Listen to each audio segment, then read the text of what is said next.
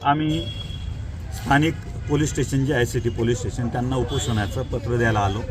Javed sir होते, त्यांना पत्र दिलं, त्यांनी रिसिव्ह दिली। त्या पत्रावर उपोषण आमचं चालू आहे। कालपासून आमचं 12:15 पासून उपोषण चालू झालं। आबा अमृतसागर धुळे शहरातले जेल रोड येथील अतिक्रमण काढण्यात यावं व धुळ्यातल्या अन्य मागण्यांसाठी उपोषणाला बसले होते।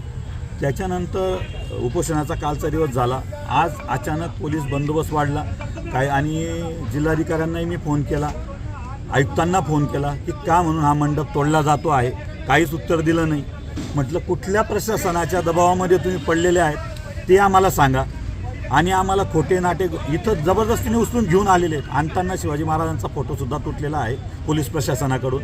SP साहेब आपलं PI साहेबांनी तो ताणला तेव्हा आणि बळाचा वापर करून आम्हाला इथं का आणून ठेवलेला आम्हाला हा प्रश्न पडलेला आहे। उपोषण करताना उपोषणकर्त्याला असं उचललं जातं का आणि कोणी सांगितलं, कुठले शासन निर्णय आहेत, कुठली FIR आमच्या विरुद्ध होतं, आम्ही असा काय गुन्हा दाखल केला की ते आम्हाला इथपर्यंत घेऊन आले।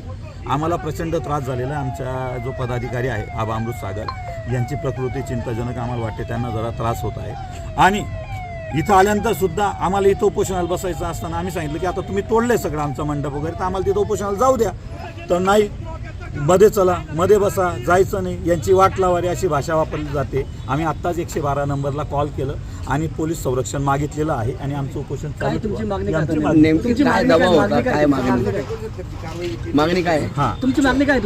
आमची मागणी एकच आहे की आमच्या मागण्या पूर्ण होईपर्यंत आमचं उपोषण चालू राहील।